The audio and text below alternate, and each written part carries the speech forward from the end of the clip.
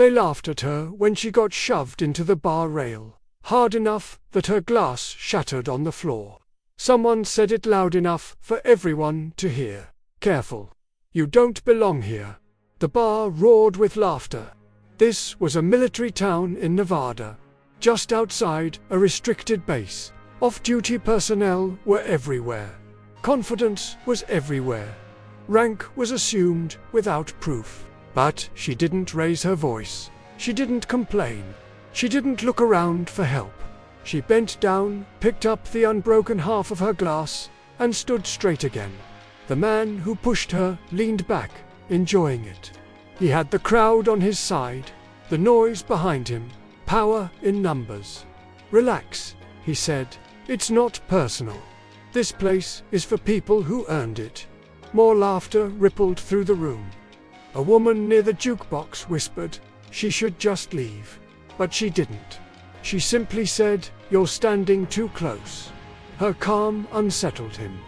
He stepped forward again, closing the distance. "This isn't a warning," he said, his voice low and threatening. The bartender watched, nervous but silent. Power imbalance lives in silence. She checked her watch. That tiny movement broke the rhythm of the standoff. Then she reached into her jacket and placed a badge flat on the counter. There was no name visible, no rank obvious, just metal, clean, heavy. The bartender froze mid-wipe. The man, however, laughed louder. "Fake," he said with a dismissive wave. "Anyone can buy those online." She said nothing. Just then, the door behind them opened. Footsteps entered, measured, multiple, heavy boots on a worn wooden floor. The room quieted instinctively. 2 base security officers stepped inside. Then a third, and behind them, an older man in a plain coat, his posture unmistakable. His eyes found her immediately. He stopped walking, straightened his back, and saluted hard. "Apologies for the delay, ma'am."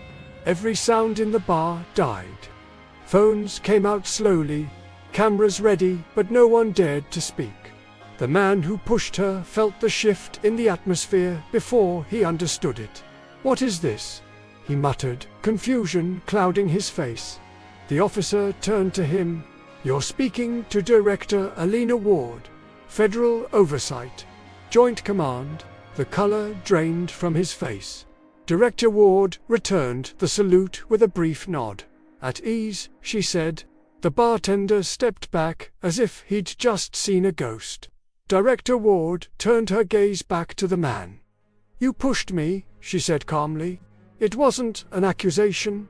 It wasn't emotional. It was just precise." He stammered, his bravado gone. "I didn't know. You didn't ask," she replied, cutting him off. One of the officers discreetly checked the badge on the counter with a handheld scanner. A green light flashed. Confirmed. The man's confidence collapsed in real time. His friends were suddenly very interested in their drinks, their shoes, anything but him. The laughter that had filled the room just moments ago had completely evaporated. She leaned closer, her voice low enough so only he could hear. "This bar isn't under my authority," she said. "But tomorrow morning, your base is." She straightened up. "Enjoy your night." She picked up her badge from the counter and walked toward the door. The crowd parted for her like the Red Sea, not a word spoken. At the exit, she stopped. Without turning around, she delivered one final line, a parting shot that echoed in the silence. "Respect is cheapest before you need permission to show it." Then she was gone. The door swung shut behind her, leaving a room full of people to grapple with the sudden, undeniable shift in power they had just witnessed. The silence was deafening, broken only by the quiet hum of the jukebox that someone had forgotten to turn off.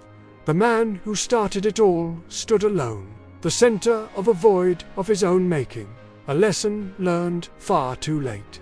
That's the kind of story that reminds us you never truly know who you're talking to. Power isn't always loud. Sometimes it's quiet, patient, and waiting for the perfect moment to reveal itself. Thanks for watching, and if you enjoyed this story, make sure to like and subscribe for more. See you next time.